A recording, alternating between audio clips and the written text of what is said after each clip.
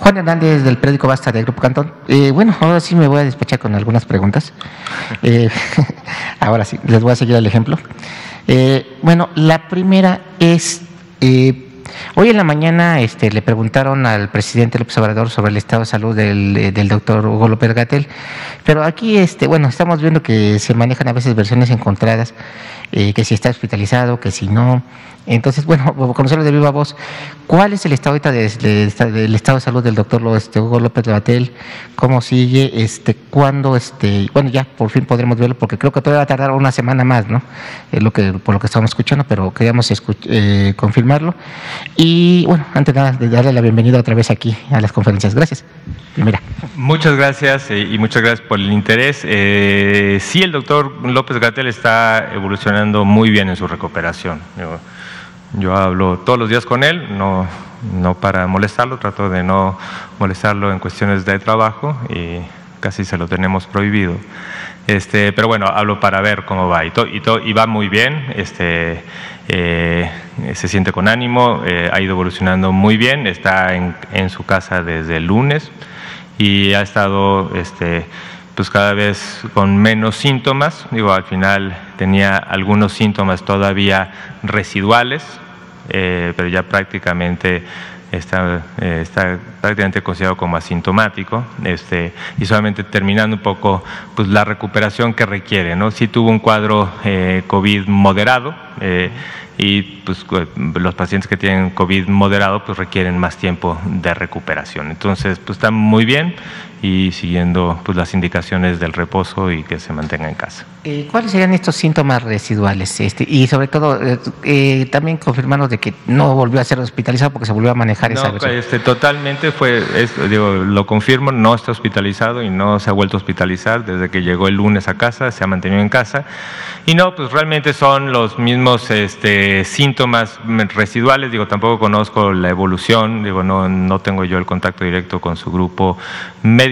Él se siente con ánimo y si en algún momento pues son esta sensación un poco de fatiga, cuando uno pasa durante un tiempo una enfermedad, pues es un poco la fatiga, lo que a veces termina o más tiempo o tarda más tiempo, pero prácticamente está asintomático.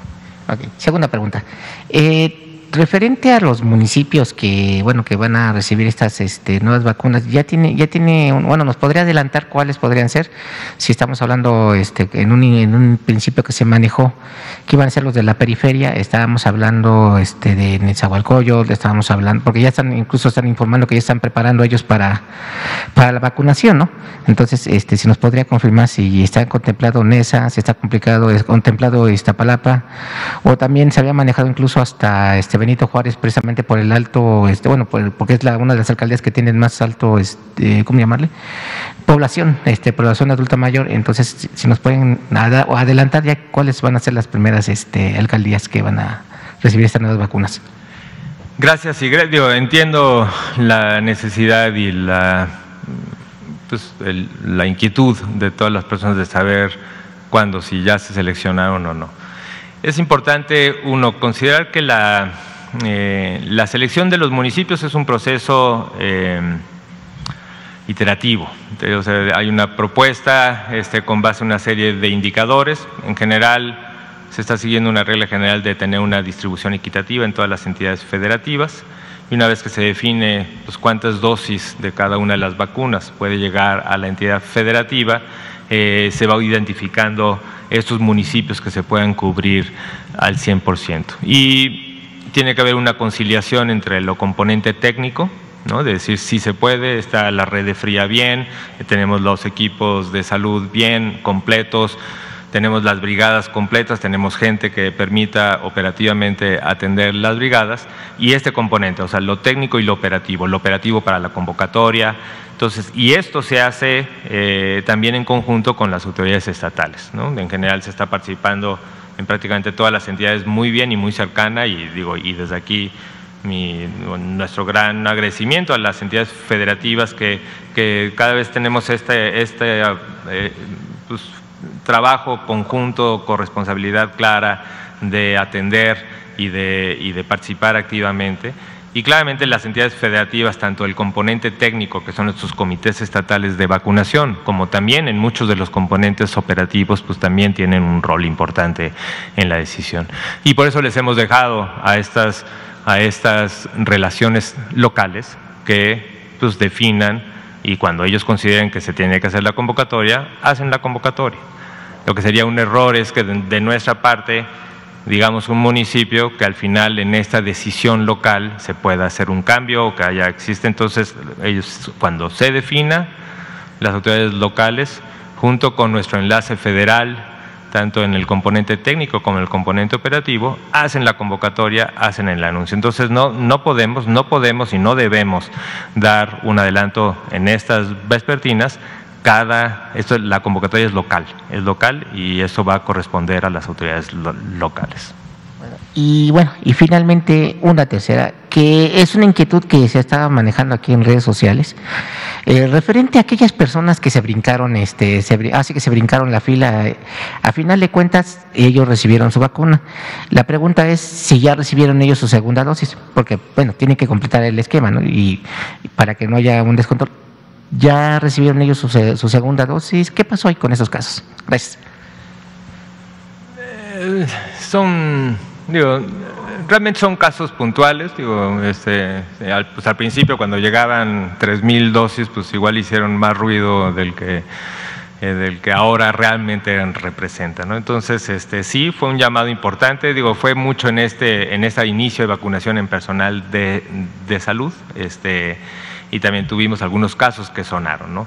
Pero bueno, esto tampoco se tiene que completar el esquema, ¿no? Si pasó, pues pasó y están programados para las segundas dosis y seguramente muchos de ellos ya recibieron su segunda dosis porque fueron en las primeras semanas, tanto en las últimas semanas de diciembre como en enero, y ya pues mucho de lo que se utilizó con Pfizer, pues ya recibió su segunda dosis y son estas coberturas de Pfizer que están registrados como personal de salud.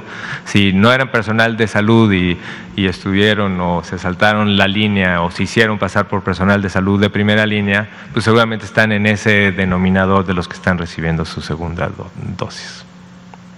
Gracias. Adelante.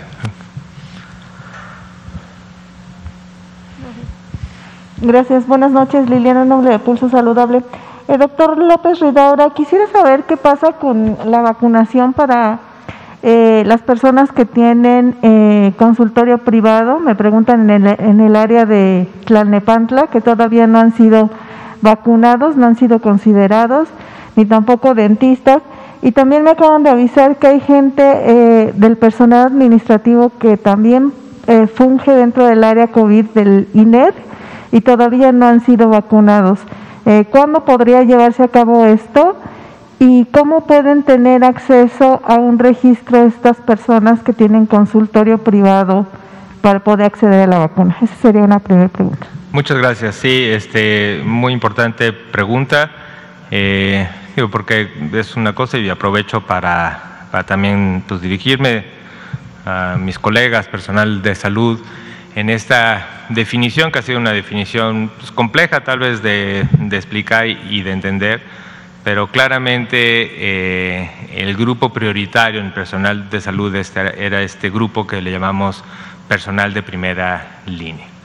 La estimación inicial que teníamos de este personal de primera línea más o menos está cerca del número que tenemos ahora de vacunados. Habíamos estimado que más o menos había 750,000 personal de salud, tanto público como privado, en esta primera línea de atención. Y la primera línea de atención implica en hospitales, pues en hospitales que han atendido o que atienden pacientes con COVID, ya sea hospitales enteros que se han dedicado a COVID, como el ejemplo del Instituto Nacional de Enfermedades Respiratorias, pero en muchos hospitales se tenían áreas COVID, o se tienen áreas COVID. Entonces el personal que está en estas áreas COVID y personal de 13 categorías diferentes, no solamente médicos, médicas, enfermeras, enfermeros, sino todo el personal también de apoyo. Ese es un personal de primera línea. El otro personal muy importante de primera línea es el primer nivel de atención. El primer nivel de atención, hay zonas también muy claramente definidas como de primera línea, como todos estos centros de triage, centros de diagnóstico, ¿no? Pero también pues el primer nivel de atención. El primer nivel de atención pues en general es el que está recibiendo. Digo, hay algunos estados que han especializado su primer nivel y dicen tenemos un primer nivel para síntomas respiratorios y un primer para el resto.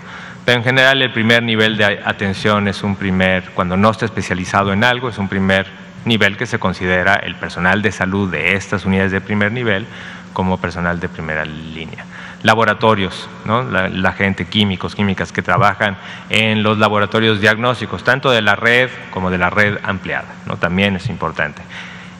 Toda la parte prehospitalaria, muy importante, ¿no? También, entonces es una definición muy amplia de lo que es el primer nivel, la primera línea, perdón. Ahora, ¿qué pasa con la segunda línea? O sea, claramente, una vez que estamos prácticamente cubriendo, digo, todavía nos falta y tenemos estos remanentes de primera línea, y ahorita el grupo siguiente es el de segunda línea, que como hemos dicho, se va a ir vacunando de manera concurrente con los adultos mayores, ¿no? Ahora, ¿cómo? Digo, la pregunta es ¿cómo? Entonces, tenemos un censo en las instituciones públicas y privadas, tenemos un censo bastante completo. Digo, ahorita tenemos prácticamente, pues tal vez cerca de 1 millón de personas en este censo, tal vez un poco más, ¿no? Y donde ahorita ya lo que queda por vacunar es este personal de segunda línea, pero también hemos tratado de diferenciarlo y eso también va a ser responsabilidad de cada una de las instituciones, de poder diferenciar porque también hay mucho personal administrativo. Y eso es lo que también se ha llamado como de tercera línea, que son personas que nunca o no tienen ningún contacto con pacientes, ¿no? Y esas personas tienen el mismo riesgo de infección que la población general, ¿no?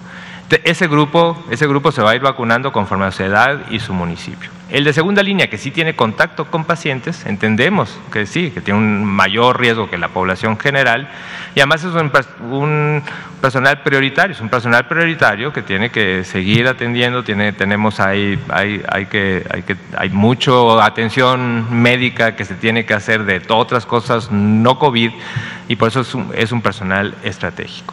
Entonces, tenemos en las instituciones públicas bastante bien registrado y estaremos, conforme vayan llegando las vacunas en cada uno de los municipios, y iremos expandiendo las primeras dosis, tal y como hicimos en la semana pasada, iremos expandiendo las primeras dosis en el personal de salud de segunda línea.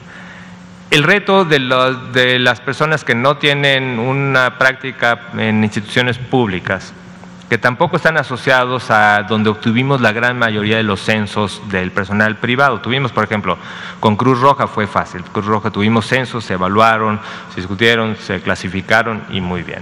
Con las asociaciones de hospitales privados, bien. Pero bueno, ¿qué hacen el personal de salud, especialmente médicos, médicas, enfermeras, enfermeros que trabajan pues, en consultorios independientes?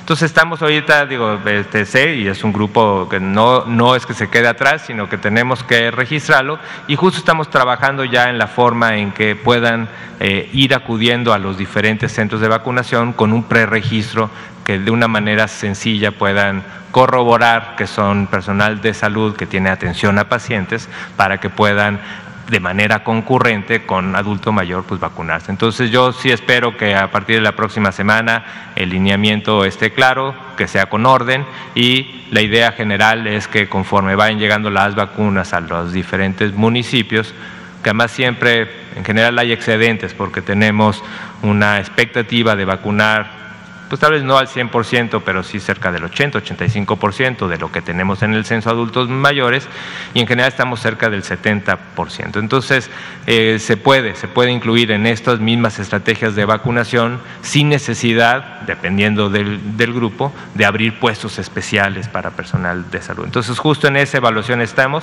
no se desesperen, estamos pronto de tener una amplitud más rápida de este grupo de segunda línea.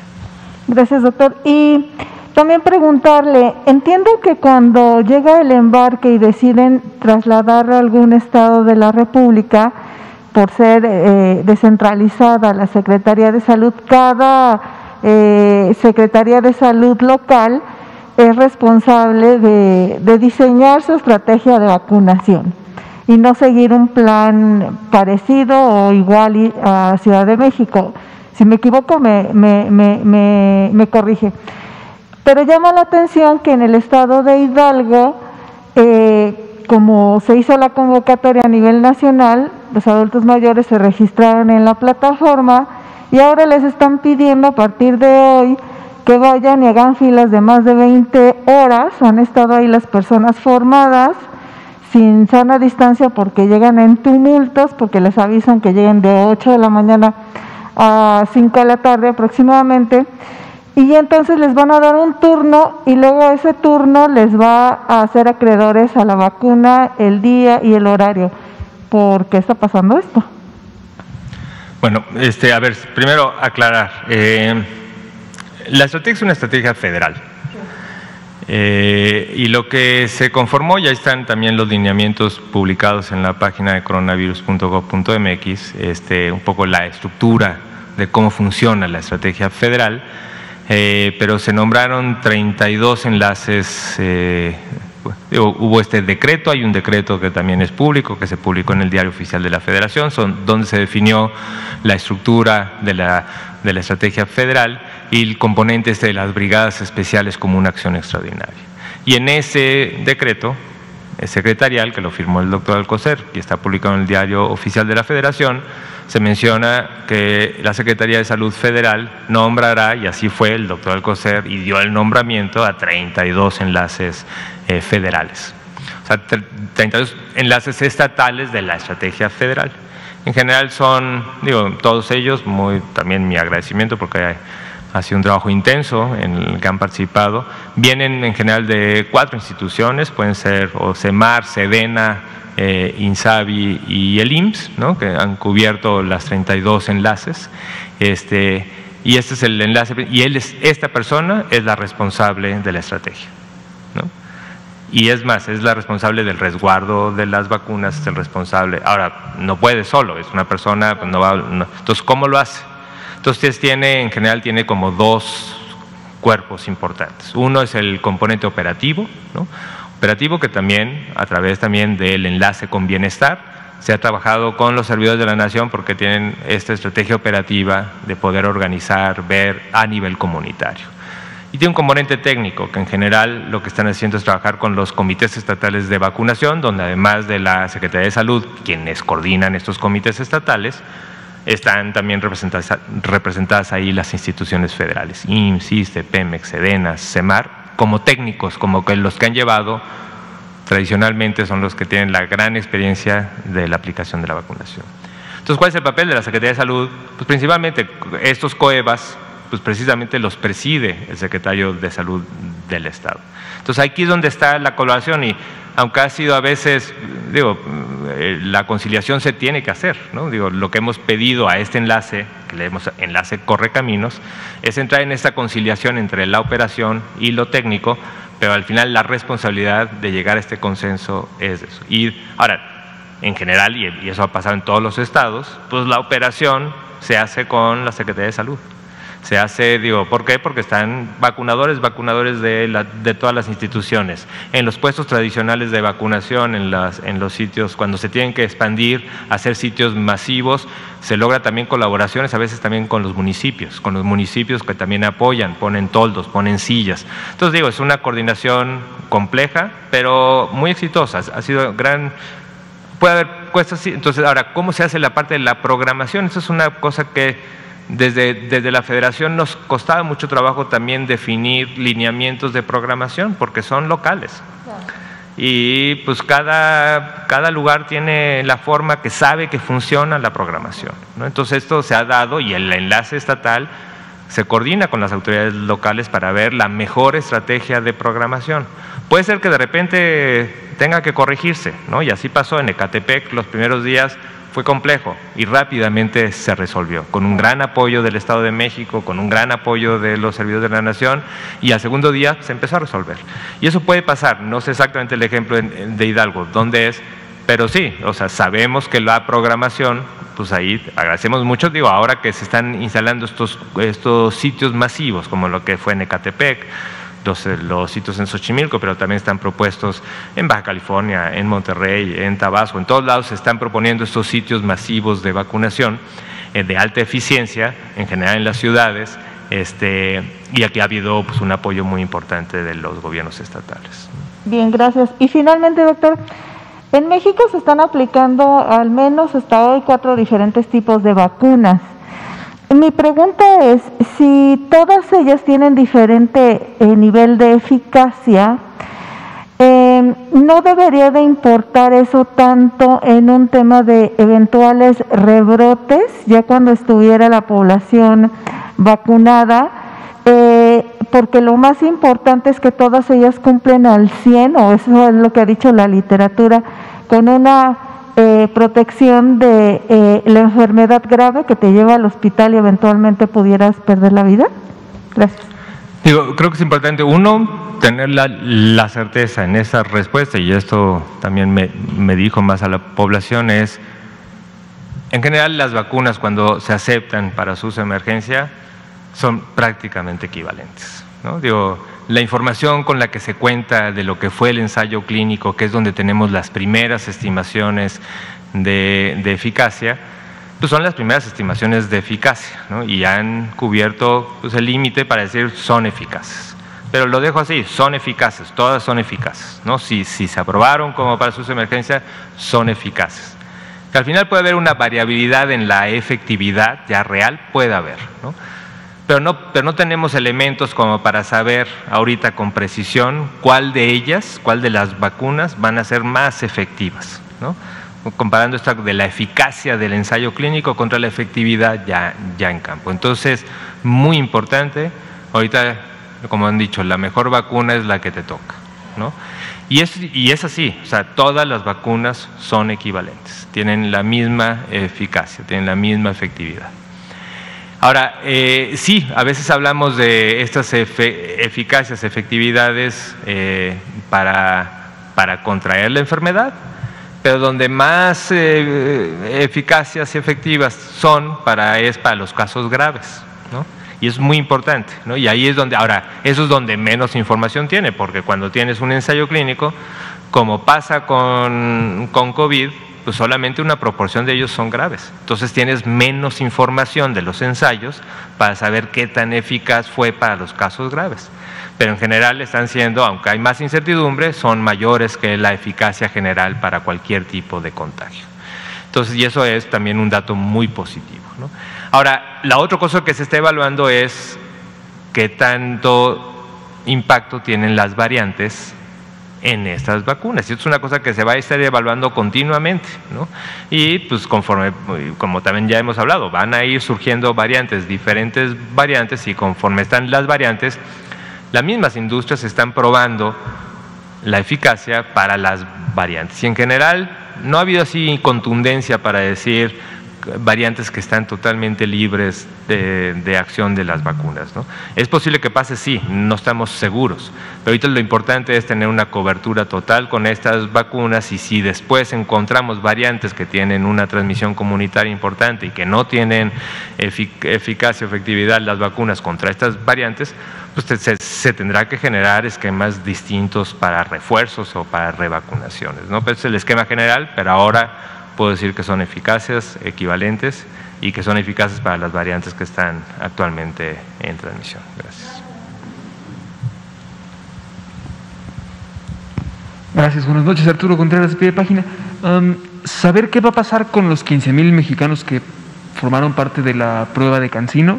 Nos dicen que hay algunos que no saben si recibieron la vacuna o el placebo, entonces no saben si tienen que ir a vacunarse eventualmente o no. Y una duda respecto al personal de salud que ya recibió una segunda dosis. Hoy presentan en la gráfica que llevaban 74%, pero me parece que ayer era 75%. Entonces, pues bueno, saber por qué bajó. Y sobre la misma línea, ¿no? Y un poco sobre la línea de lo que preguntaba Liliana, de cuándo se va a vacunar a médicos de clínicas privadas. Nos preguntan por los médicos residentes que van a entrar ahora en marzo ¿no? A ellos, ¿cuándo se les va a vacunar? Si hay un esquema especial para ellos. Ya no, rapidísimo, nos reportan que en Monclova y en Frontera, en Monterrey, no están vacunando a las personas que dicen tener algún tipo de alergia, ¿no? A pesar de que no tienen alergias, digamos, graves, ¿no? Que sea contraindicado, si tienen una alergia, luego los descartan. Entonces hay muchas personas en esta zona que no saben cuándo se les va a volver a vacunar. A ver si recuerdo todas, perdón. Si no, le voy diciendo. A ver, de las 15,000… Los de Cancino. Los de Cancino. No voy a poder responderte directamente porque no conozco el protocolo, pero bueno, lo averiguo. Pero en general los protocolos, ensayos clínicos, en efecto, como son… están aleatorizados para recibir placebo o la sustancia activa, y son esta cosa que se ha llamado doble ciego o enmascaramiento. Pues en principio ni el individuo ni la persona que participó sabe exactamente. Pero en general hay momentos en que se quita ese enmascaramiento, ¿no? Y entonces lo voy a consultar específicamente con los ensayos que hay en México, el más avanzado, Cancino, si hay algún tipo de protocolo en el que diga ya se tiene que abrir. Lo que sí es que en general cuando se abren, y eso a reserva de que lo revise específicamente en el protocolo o lo pregunte, en general cuando se abre el estudio, el compromiso en casi todos los ensayos, y espero que este sea el caso, es que se vacunen la gente con placebo. El mismo ensayo, una vez que se abre, vacuna también, una vez que demuestran que es eficaz, que para eso se hizo el estudio. Entonces el compromiso es que al grupo que le tocó placebo sea vacunado como parte del mismo ensayo. Entonces eso es de manera general, pero lo averiguo específicamente. Los médicos residentes. Médicos residentes sí, tenemos, es un censo que lo tenemos, y se hizo una primera clasificación también de los residentes de primera línea, dependiendo de las áreas clínicas donde iban a estar, y muchos de ellos empezaron a vacunarse. Esto ya se incorporaron tanto médicos residentes en áreas COVID, se incluyeron también médicos pasantes, médicos internos, de los que cambiaron, ¿no? Entonces se han ido incluyendo, y también estratificados de primera línea o de segunda línea para el caso de los residentes. Y esto también responde un poco a la pregunta del 74-75. Tomen en cuenta que se está vacunando de manera concurrente primeras y segundas dosis, ¿no? Entonces, pues esas variabilidades son esperadas. Si aumentas un poquito más las primeras dosis, a reserva de que lo corroboremos, de que no sea el mismo número de primeras dosis, pero no creo. Yo creo que parte de la variabilidad es porque aumentaron las primeras dosis. ¿Y la última? Sobre personas que tienen alergias. Muy importante, sí, y esto también ha creado cierta confusión. La contraindicación es alergias o eventos graves de alergia, ¿no? Entonces, y esa es la contraindicación, y es importante tenerlo registrado porque, bueno, tenemos que ver qué opciones se le ofrecen a esas personas, ¿no? Ahora, alergias, que hay muchísimas, hay personas que tienen alergia, en general no. Requieren observación, es bueno que lo reporten, porque requiere tal vez una observación más cercana durante el periodo post-vacuna, pero no es una contraindicación. Entonces, si alguien ha sufrido que se le niegue la vacuna por tener una reacción alérgica que no ha sido grave, pues denúncialo, porque eso se tiene que vacunar. No puede no vacunarse una persona por un antecedente de alergia inespecífica. Pues muy bien, perdón, déjame para otra, ya son las 8, pero mañana podremos seguir. Les agradezco mucho a todas aquí y a todos allá que nos están viendo, y nos estaremos viendo en los próximos días. Hasta luego.